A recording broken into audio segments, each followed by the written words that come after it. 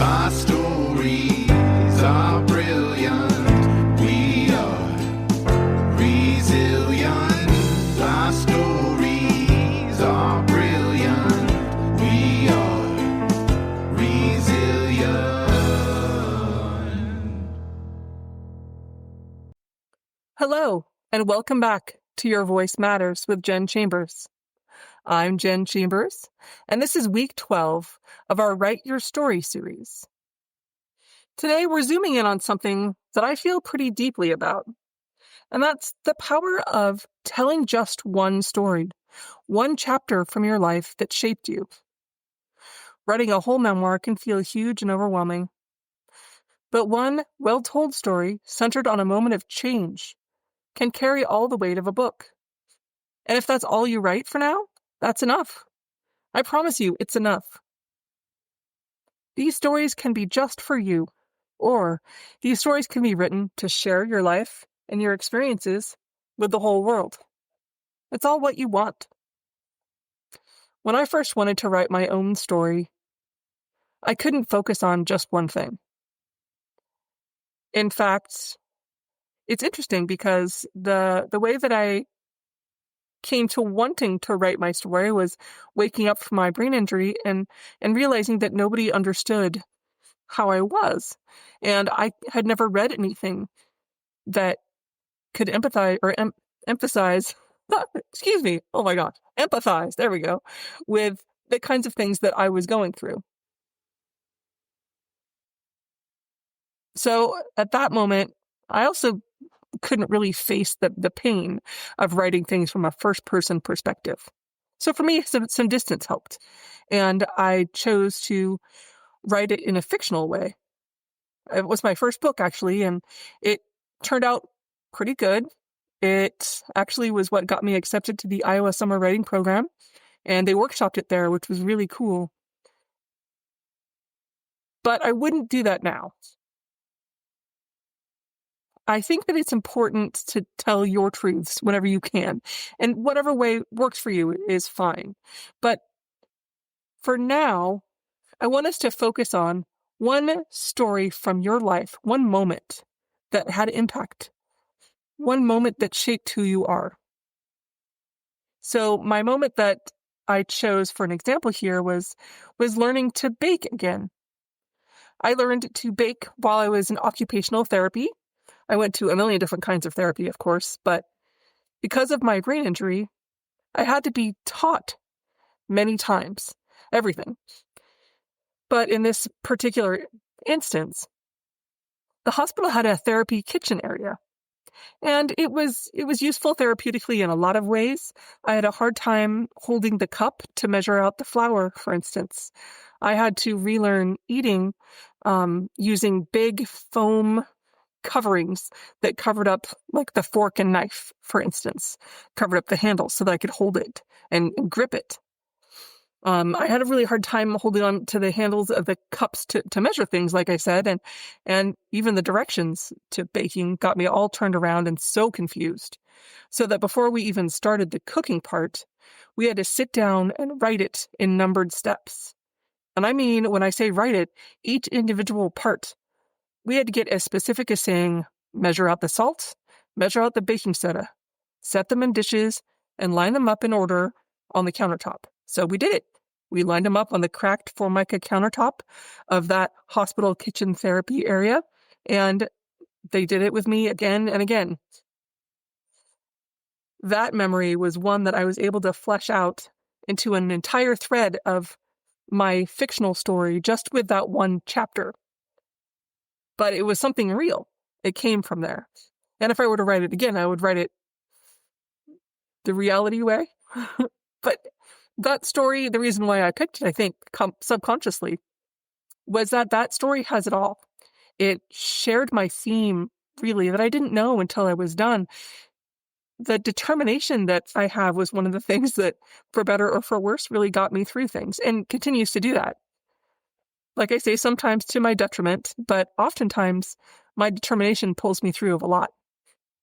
That particular story also shows how I really like happy endings. And I learned to make those chocolate chip cookies. I learned how to do the recipes. And it also really shows my optimistic kind of desperation just to get one normal thing right, which is the underlying theme that was something that was really, really pivotal to my personal success. And so all of that comes through if I were to tell you all the things that happened in that one story and really, really went into it. So I want to work today on crafting your single powerful story that's for you. I'll also kind of dive in a little bit to pitch writing because it's helpful, and blurb writing because that can really tease some things out for you. But first, I wanted to ground ourselves. This will take just a few minutes. I'd love for you to find a comfortable seat. If you're in the car, that's totally fine. You don't have to close your eyes, but you're more than welcome to if that feels comfortable. This is actually a great meditation for you to do near an open window. So if you're sitting at your desk, open your window. If you're sitting in the car, open your window. I want you to let your hands rest.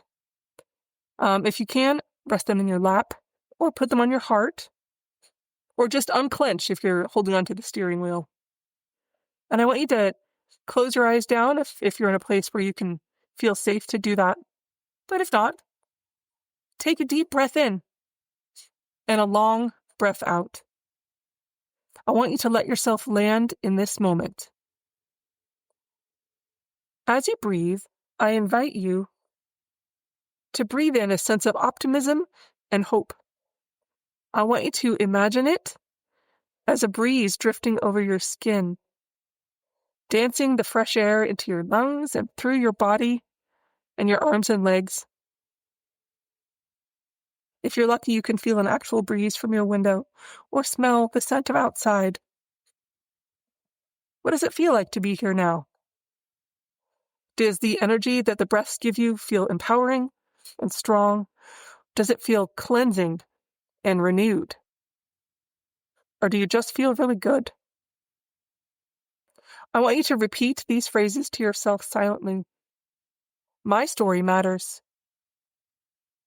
One moment can hold a lifetime. I write with courage and with truth. I want you to breathe in strength.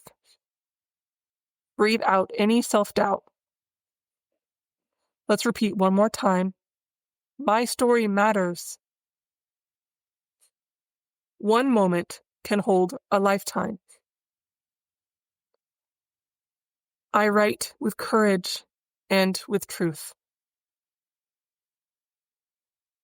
One more breath. When you're ready, gently bring your attention back to the present.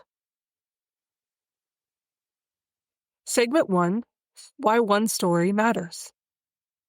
I've had a lot of readers and listeners say to me, hey, Jen, I don't have a whole memoir in me. And I've taught a million students who have said the same thing, but they were all wrong. Because my answer is you don't need to write an entire magnum opus. You need one story, a single story. If it's told with honesty and with insight and emotional truth, that can change your life. That can change someone else's. One moment of transformation, of heartbreak, or realizing something, or a time that you were released to do something that was a bold action for yourself. Those things can hold all of the elements of a long-form memoir. You can show character and tension. You can show vulnerability. You can show your growth. In this example, I'm going to use a different memory. Again, a lot of these are painful, and it's okay for you to mine your own painful memories for this, but it doesn't have to be. So for my example today, after my accident, I was mostly physically recovered, and I'd returned to high school. And even though I knew that my first facial reconstruction surgery was scheduled a week or so before the event, there was a dance at my school. And I wanted to go so badly. So the day finally came, and I dressed in my favorite lavender overalls and striped express bodysuit. It was the 90s, I'm sorry, but they were awesome, and I looked great. I had gotten them from a modeling job from the Express people, and I was so proud of them. But it took a lot of courage, and that was my armor for the day. And if I wanted to go, I knew that I had to go still wearing this huge, ugly, beige chin strap bandage that held my mouth closed because my mouth was wired shut. I had to have my hair in braids because they were out of the way of all of the Velcro and stuff on this big giant bandage. But I went, and it's funny, I don't remember anything about the dance itself, just wanting to go so much. And unfortunately, I remember what happened after. I was waiting for my mom to pick me up, and I walked outside, and I fell flat on my face, my newly fixed face. See, my body was still recovering because I'd been partially paralyzed, and I was too stubborn to carry a cane or walker with me to the dance. I didn't want to show any kind of otherness, That's not something you want to do in high school. And I was so embarrassed and ashamed that I fell. I didn't know what to do.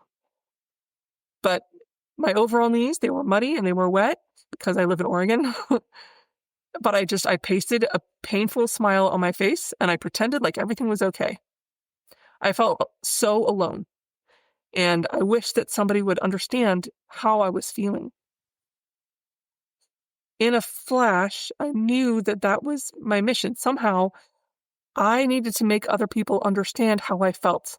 And I needed to help other people do that too, because nothing could have felt worse than that moment for me right there. And I didn't know how I would get there, but I knew. So I want you to ask yourself, what moment in your life represents a before and after? It doesn't have to be where something bad happens, although those are kind of easy to mine for emotional depth and knowing the things that fueled you in that moment. But if you have a moment that you're thinking about, does it represent a before and after? Were you different beforehand? And what changed in you afterwards? And when did your understanding of yourself or the world change because of that particular incident? Also, when in that incident did you feel broken or whole afterwards? So those are some of the things to ask yourself with your particular memory. If I were to write long form about that particular memory from my life, I could go into a lot of detail about things, anything that I remembered from there, or the things that happened afterwards. But the transformation part, for me, it's the last sentence. I knew that it was my mission to make other people understand and to help them understand themselves and be able to express how they were feeling. So that's the important thing for my story. And with your story, we need to figure out exactly what's the thing that you want to express within your memory, within your story. That's what we're going to shape today for you.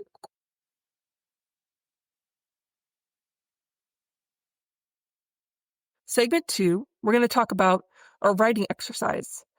So this is one, if you're driving, you can just think about it and we can write it later. But this first exercise, I alluded to it a little bit. It's fascinating. And as I got further in writing, I understood how doing these is a really important exercise to strengthen your writing muscles. I want you to write approximately one paragraph or 250-word query letter or book pitch. So I guess maybe 3 paragraphs, but 250 words. Even if you're not going to publish what you're writing, I want you to play along with me because this helps you focus your message and it helps you understand exactly what your story is really about. I find that it helps me get you to the heart of your story that way. So within this description of what you are writing about, there's 4 steps. Firstly, you open with your story's central conflict or transformation. Second, you can introduce yourself in 1 or 2 sentences. Third, you explain what makes your story different, compelling, or unique. And fourth, you end with what you hope your readers take away from it. So, as an example, using that memory, my query or my pitch would be, After surviving a traumatic brain injury, I had to learn to live inside a body that no longer works the way it used to. In this story, I confront the moment that I noticed myself pretending to be okay and started listening, and then that small sense of awareness that eventually led to trusting my limits, to my intuition, and to the quiet voice inside that said, write this down. Oh my gosh, I'm totally tongue twisted today. My apologies. That's not necessarily like a final draft. I could say, after surviving a traumatic brain injury, I went back to my high school for a dance, and I was confronted with the moment that I noticed that I really wasn't okay, even though I kept trying to be okay. And that I learned that what I really wanted to do was help myself and other people talk about the things that were really happening for them so that we could better understand each other. It's all an exercise, so none of it has to be perfect. But the more you can hone that and really boil down your story, you'll be able to write longer and write better because you'll know yourself and your story a little bit more. So give yourself 10 to 15 minutes to do this. You can do it after the episode or press pause or when you get home if you're in the car. But I very much hope that you do because I think that you'll be surprised with the kinds of things that you come out with. All right, segment 3. This is kind of similar. We're going to draft your back cover blurb. Now think of your story as a short book. What would go on the back cover? This isn't a summary. It's something you've heard of, I'm sure, called a hook. The hook tells readers what they'll feel, not just what happened. So to do this, you start with something powerful, a powerful sentence that sets the tone emotionally. And then you describe the central tension or the central theme, and then end with a hint of resolution or of hope.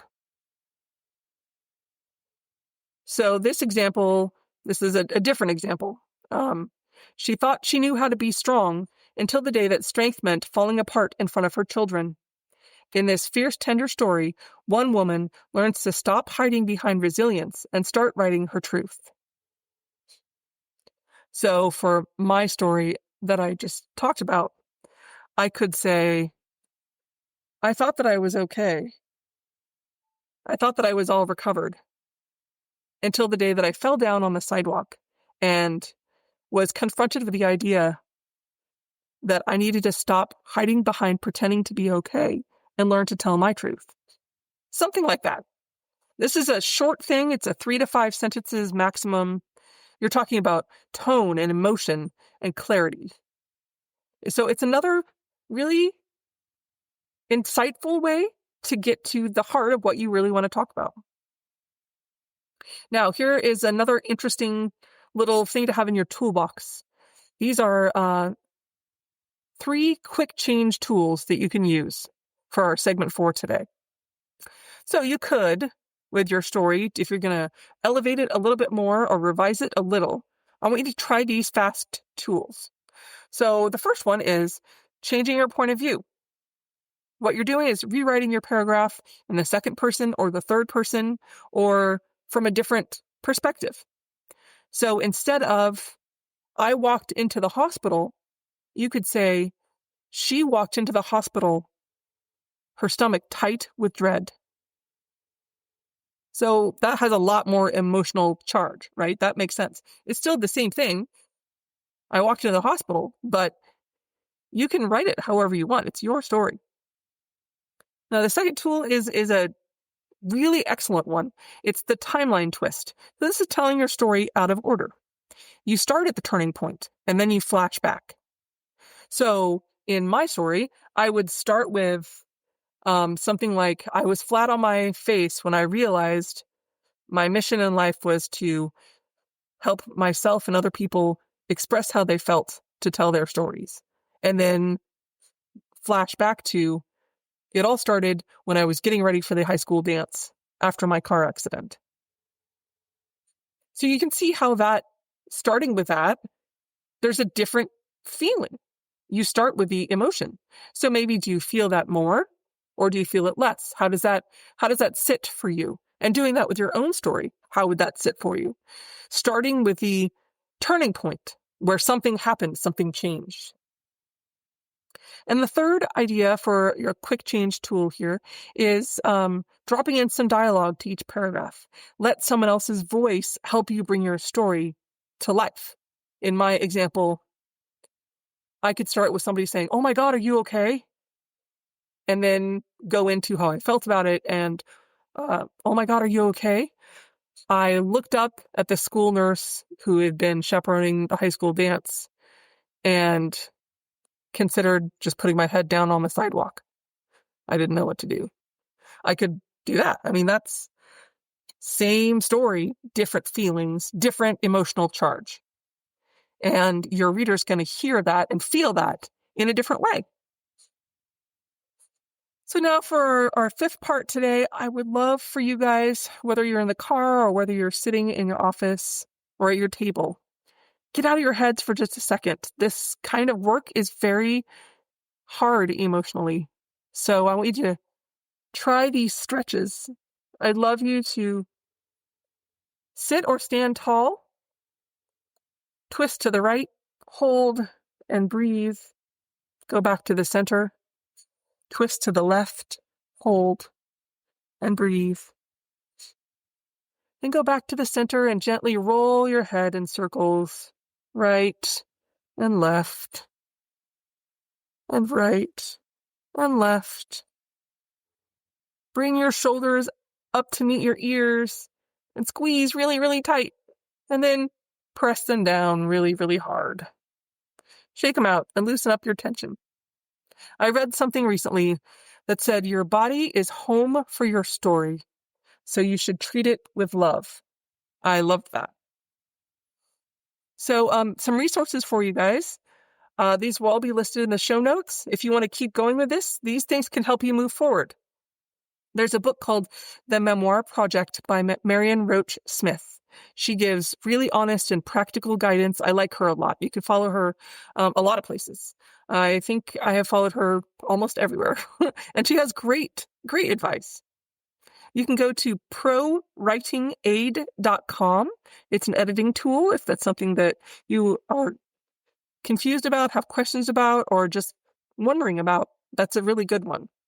There's a book called The Art of Memoir by Mary Karr, which is great advice and very raw. I recommend that one a lot.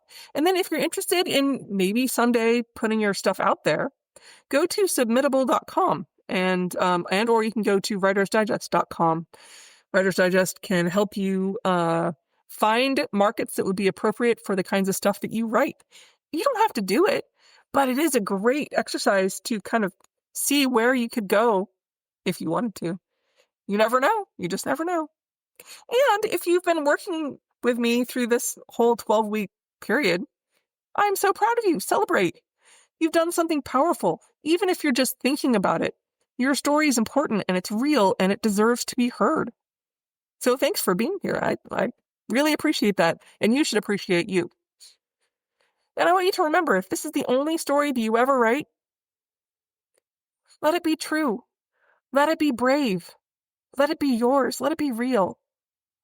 I would love to thank you guys again for being with me these last 12 weeks, whether you're drafting or editing or crying or laughing or thinking about it.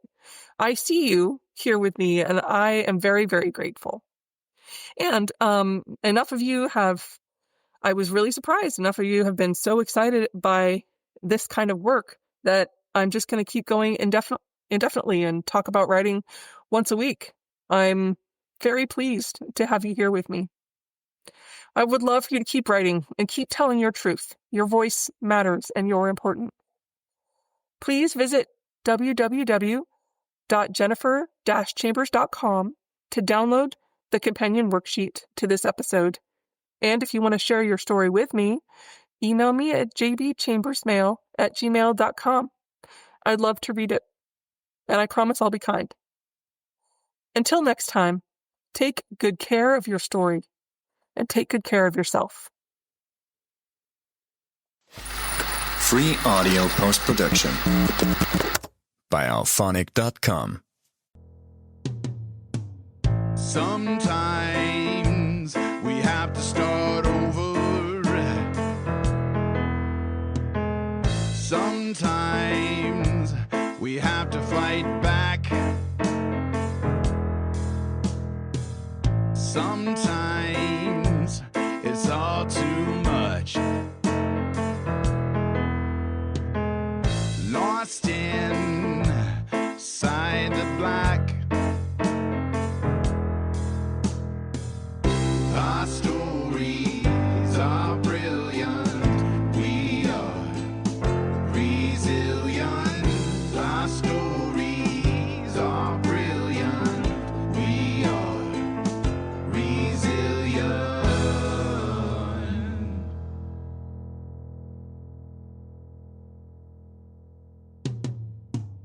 Sometimes we need to lift the voices of those who've overcome